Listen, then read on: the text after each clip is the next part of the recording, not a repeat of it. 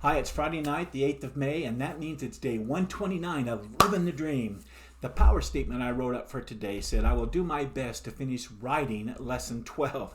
Well, it ended up being easier said than done. After a long day of thinking through topics, writing about them, rewriting them, and researching more and more, I'm still not done with rewriting lesson 12. There's a lot to marketing and selling and how to get a customer base going, so it's taking more time than I thought it would. I now have 21 pages written out in a 16-point font. For those not familiar with what that means, it's a large font. I'm writing it in a large font like that so I can read it easy.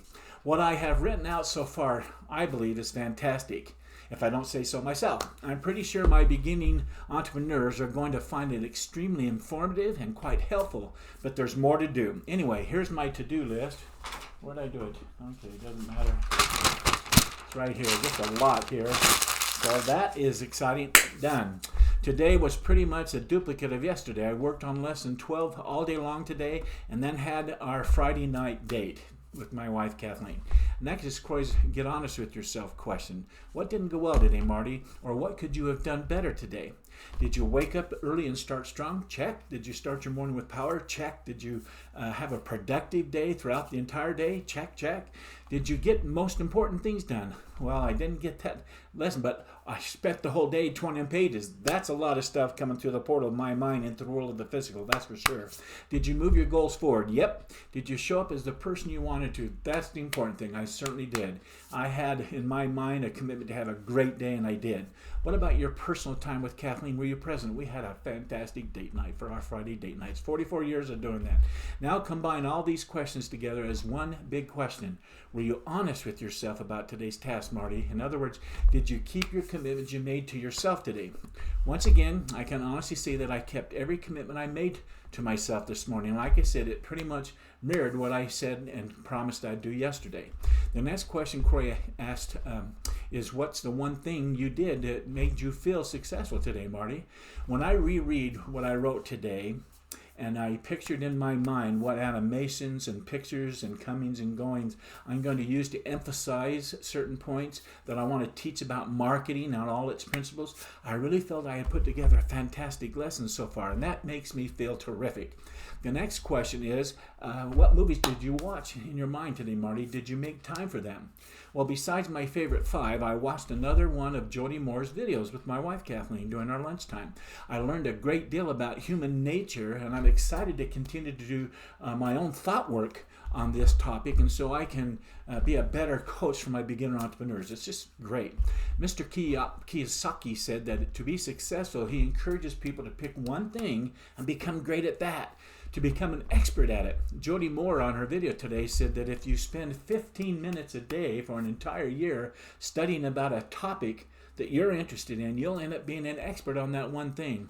Croy says, rate your day now. I gave myself a 9 today. I say 9 because my rewriting efforts on lesson 12 today was at the speed of 9. I got several more pages done, up to 21, and I think it's coming along quite well. The next question Croy asks is, if this was the only thing that you get done today or tomorrow, what would that one thing be that would make you feel successful? Now write a power statement on it. Well, my power statement for tomorrow says, I will continue working on lesson 11 until it's done. Bam! If I don't finish it tomorrow, then I'll just continue working on it again on Monday. I was hopeful that I could finish rewriting lesson 12 today, but this lesson is taking far longer than I imagined it would be, like I said. But I'm putting some real value into it because I feel this lesson, this one, if not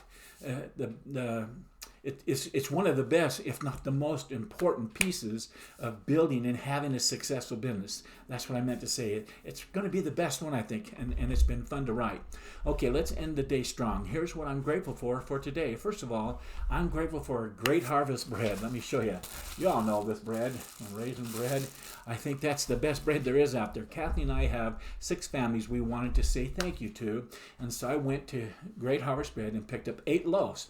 Now, like I said 8 loaves because I want 1 loaf for myself and to put 1 in the freezer, and then we're going to take 8 loaves out to our friends. Next, I'm grateful for the law of believing. Every human being wants success, right? Everybody wants the best this life can give them. Nobody enjoys crawling or living in mediocrity. No one likes feeling they're a second-class citizen and feeling as though they're forced to go through life that way.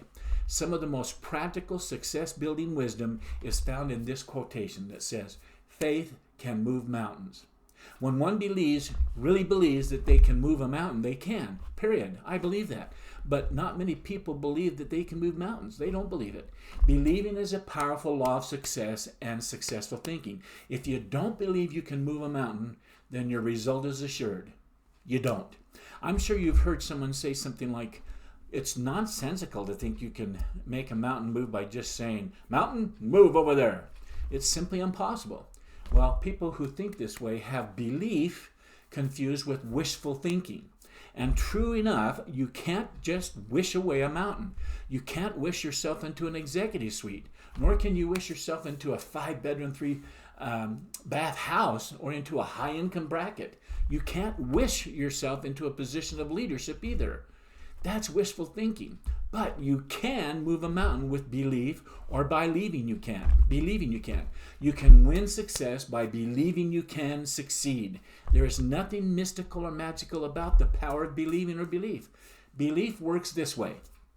Belief, the "I'm positive I can," the "it's possible" attitude generates power, skill, and energy needed to go and do. When you believe I can do it, the how to do it develops in your mind. Comes to the pore of your mind and to the world of the physical because you get after it. You go and do.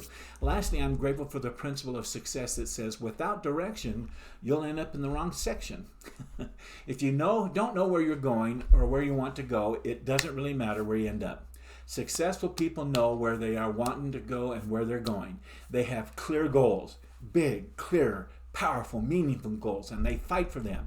This is how we get on the path to success and start living the dream. Anyway, I'll be back here again tomorrow night right at this laptop recording another, what I believe to be exciting video entries for my journey to alignment in my video journal. And so until then, I wish you continued success. Good night.